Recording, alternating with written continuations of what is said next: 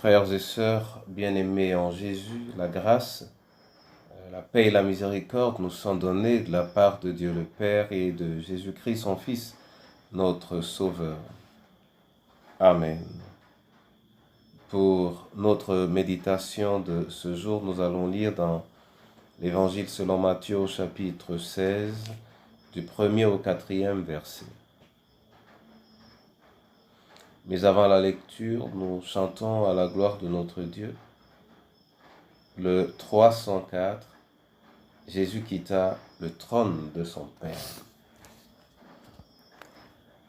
Jésus quitta le trône de son Père et descendit ici-bas sur la terre.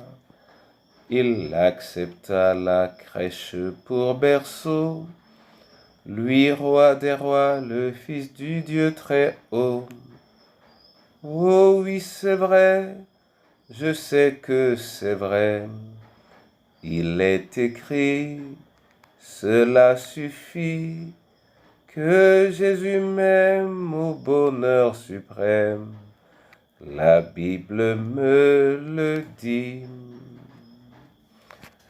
En tous les lieux portant la délivrance, faisant le bien, guérissant la souffrance, il pardonnait aux pécheurs repentants. Il bénissait jusqu'au petit enfant. Oh oui, c'est vrai, je sais que c'est vrai. Il est écrit, cela suffit, que Jésus m'aime au bonheur suprême. La Bible me le dit. Il fut cloué sur la croix méprisable. Lui juste et saint mourut pour moi coupable. Pour me sauver, son sang fut répandu. C'est pourquoi j'aime le Seigneur Jésus. Oh oui, c'est vrai, je sais que c'est vrai. Il est écrit, cela suffit, que Jésus m'aime au bonheur suprême. La Bible me le dit. Plus que vainqueur, il sortit de la tombe. Gloire à l'agneau divin, sauveur du monde.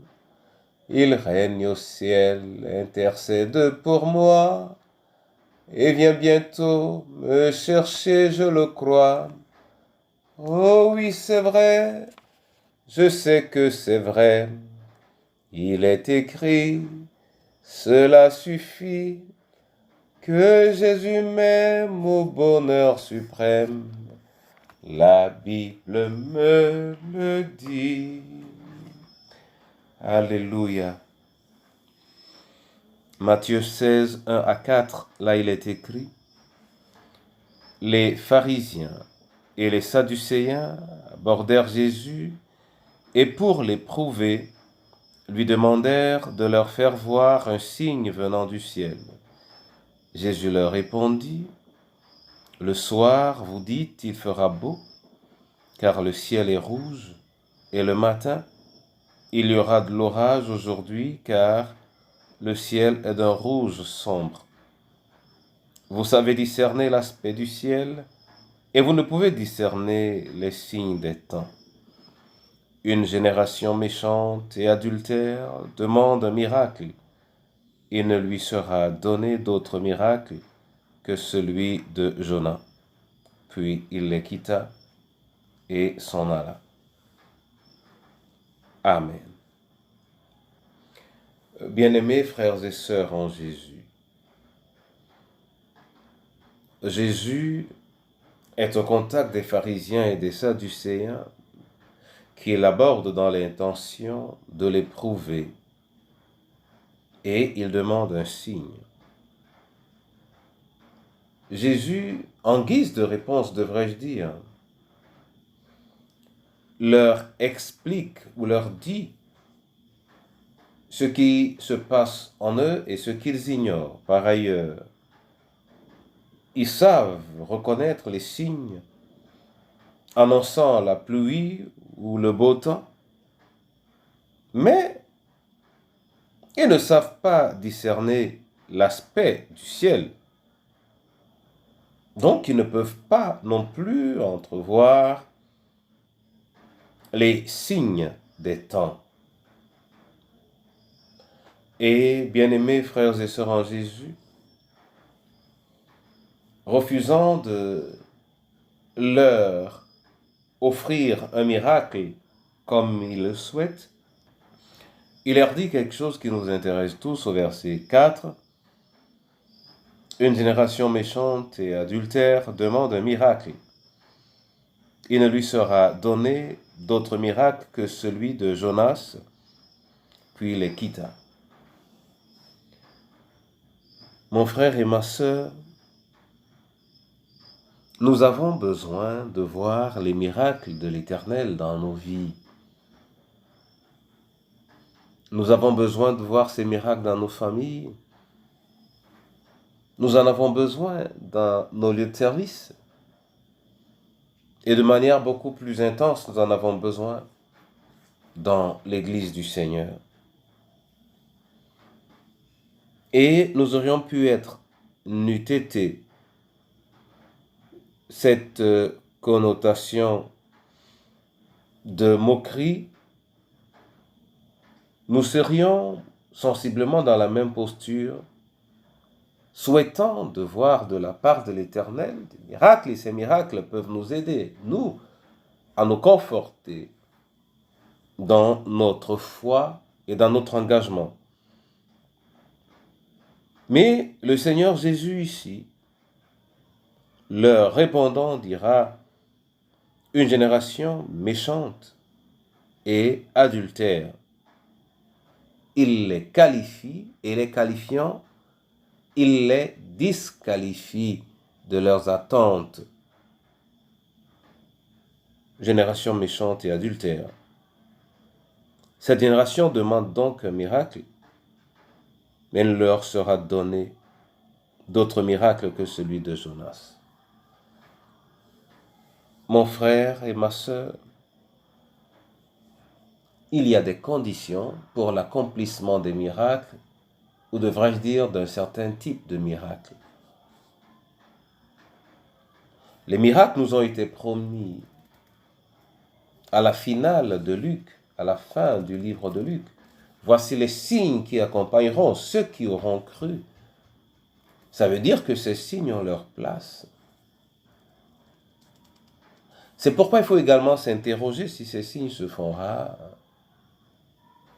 sur l'engagement ou sur ce qui est nécessaire pour leur production. À la lumière de ce verset, nous pouvons nous rendre compte que les miracles pourraient ne pas être à profusion lorsque ils sont attendus par une génération méchante et adultère. Oui, une génération méchante et adultère, elle est libre de souhaiter de voir des miracles, mais en même temps, elle est très peu préparée à les recevoir et encore fait rien pour les susciter. Selon cette réponse de Christ, donc, le miracle est précédé par la sanctification et la justice. En dehors de cela, les miracles ne peuvent se produire. Oui. Et on n'en a pas besoin à ce moment-là. Car le miracle le plus important, et c'est celui-là qu'indique le Seigneur Jésus, vous n'en aurez pas d'autre que celui de Jonas. La nouvelle naissance est un miracle. C'est un signe. Et c'est peut-être le premier signe que nous devons rechercher auprès de l'Éternel. C'est la première réalité, car c'est à travers elle que nous devenons enfants de Dieu. Et c'est à travers elle que nous pouvons donc rendre des témoignages fiables et viables. Génération méchante et adultère. La méchanceté, l'adultère et le péché en général réduisent les chances de l'accomplissement des miracles de l'Éternel, aussi bien dans la vie des leaders que de ceux qui les suivent. Mon frère et ma sœur, cette parole nous dit donc que si tu as besoin de miracles, marche derrière le Seigneur et obéis au Seigneur. Alors à travers cela, le miracle que tu recherches dans ta vie se produira.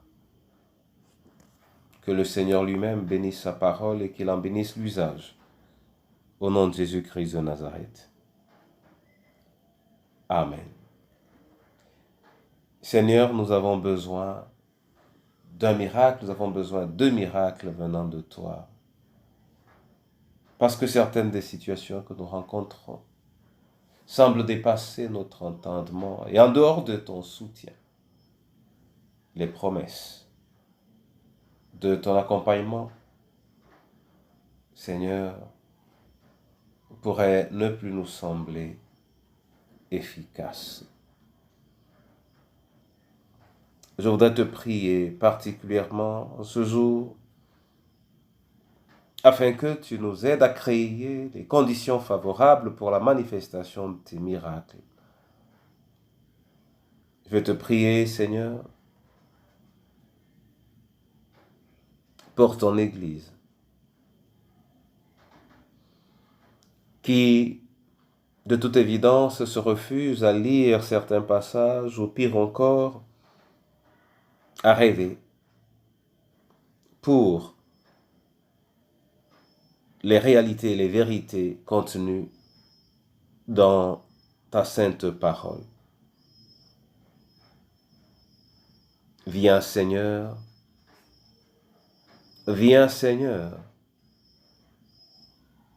orienter la marche, la vie de tes enfants dans la sanctification et que cela soit l'engagement de leur cœur pour la gloire de ton nom. Je te prie pour les veuves et les orphelins. Seigneur, occupe-toi d'eux. Dans ton amour et selon la promesse de ta parole, tu as dit que tu es le Dieu des veuves et des orphelins. Je te prie également pour nos différentes familles. Je te prie pour notre témoignage. Je te prie pour notre engagement. Oui, ouvre les écluses des cieux et arrose de ton esprit ton peuple. Apporte la consolation à ceux qui en ont besoin et affermis le pas de tes enfants. Je te prie enfin, ô Dieu Tout-Puissant, pour la manifestation de ta gloire en cette saison. La manifestation de ta gloire. Aide-nous à voir la différence qu'il y a entre te servir et ne pas le faire. Aide-nous à voir la différence qu'il y a entre ceux qui te servent et ceux qui ne te servent pas. Sois élevé, sois magnifié, sois exalté, maintenant et à jamais. C'est dans le précieux nom de notre Seigneur et Sauveur Jésus-Christ que je te prie et que je te dis merci. Amen.